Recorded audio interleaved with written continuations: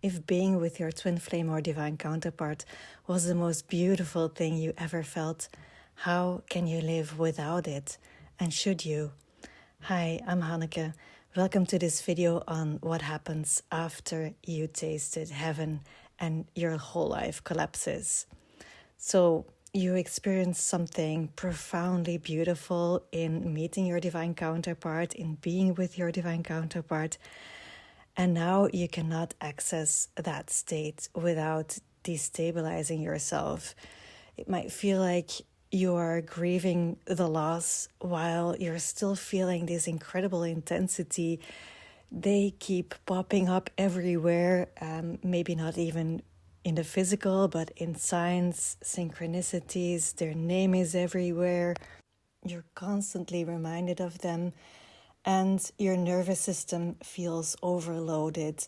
You feel these intense waves coming up, these energetic spikes that completely overwhelm you. It can even feel like the soul is yanking your chain. It's like yanking this connection that is attached to your heart, and you start to question your sanity. You might feel tired of this whole process after years, and you start to question, should I let this go? But how can I let this go without denying the beauty of the whole experience, the beauty of that whole divine soul connection?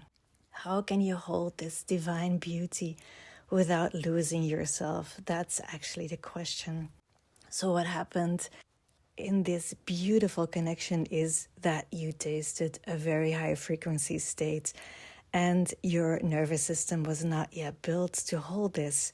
It is the divine light that is burning through old structures, old patterns, old survival, coping mechanisms, and then a collapse followed because your system is reorganizing. You can no longer stay in that survival state of being that you were in. I can feel like you're building up your life from scratch. And honestly, that is what is happening. You are being asked to integrate those experiences into your daily life, and it is a journey of embodiment that is starting. In this integration, what doesn't work is pretending that you don't care about them anymore, forcing detachment from the mind, mentally bringing back your energy to yourself. That doesn't work. This is not a mental process.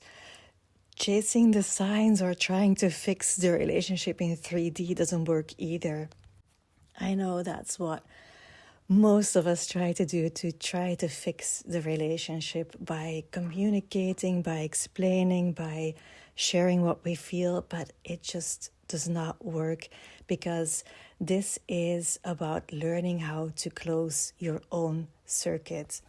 And we close the circuit because our human nervous system cannot sustain this high voltage spiritual intensity while being externally dependent. And it's not that we reject love, we just close our internal circuit to stop leaking our power. Because when the circuit is open, your nervous system is in a constant state of outward orientation. You are scanning, waiting, reacting, hoping, interpreting, and your energy depends on feedback, and that creates an instability. It can feel like emotional spikes, obsession or fixation, exhaustion, collapse after contact, difficulty breathing, difficulty focusing on your own life. Your system just feels incomplete, so it keeps reaching outwards to complete itself. Now, when you close your own circuit, you stabilize your energy, you regulate your nervous system, and you build this capacity to hold the intensity of the divine light. And it restores self-direction and prevents burnout and collapse. And this allows love to become a choice instead of survival. And it allows connection to become resonance instead of addiction. And this may sound paradoxically, but when your circuit is closed, connection becomes cleaner, not forced, not needy, not draining. So you don't close the circuit to lose the other person. You close it so that you don't lose yourself. And when you close it, you come in this state of coherence where you magnetically attract everything that is meant for you. And if you want more information about coherence, you can watch my previous video. I will put the link up. So what actually happens when you connect with your divine counterpart, the both of you receive this high frequency. It's so strong that the body cannot hold it and the tension is building up.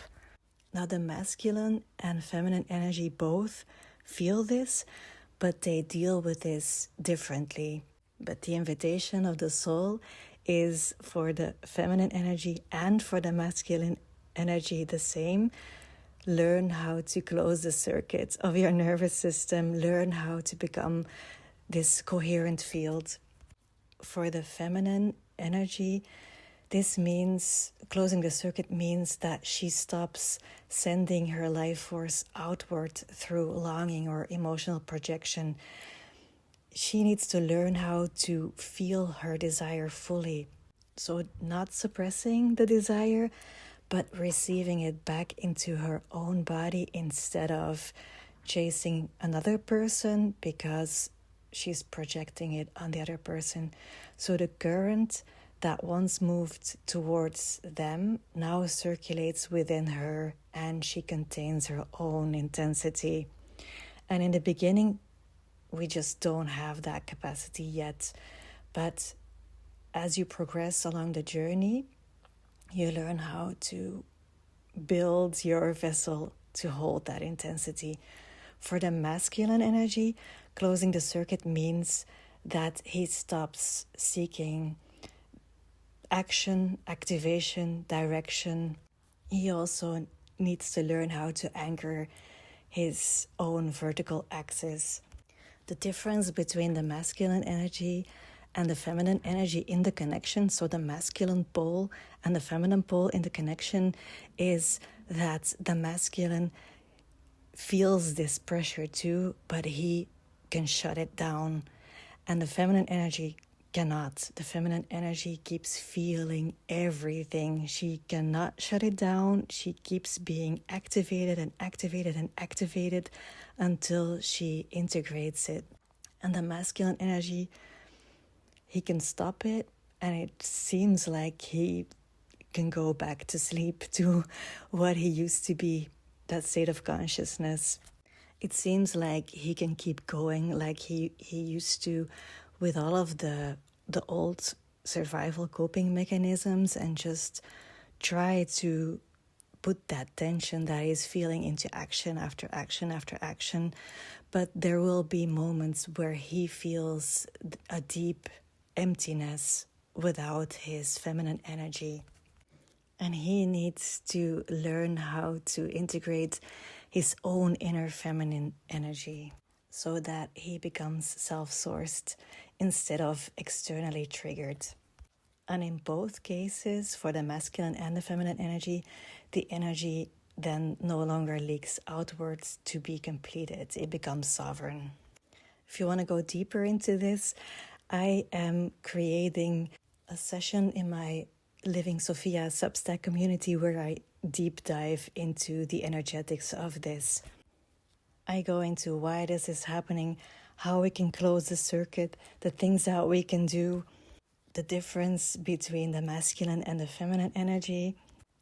I really hope you'll join us there, because honestly, I wish I had known this in the beginning of my journey. And the sooner we can practice all of this, the sooner that everything becomes a lot more quiet, a lot more peaceful. So to get back to the question in the beginning of this video, if this was the most beautiful thing you've ever experienced, how can you live without it? You are not meant to live without it. You are meant to become able to hold it without collapsing the nervous system. And the beauty was not the other person. It was the frequency that we recognized in the other person. And this is how we can learn how to stabilize it. Well, I hope this was helpful. If you have any questions, you can put them in the comments, or if you'd like to share, do you recognize this?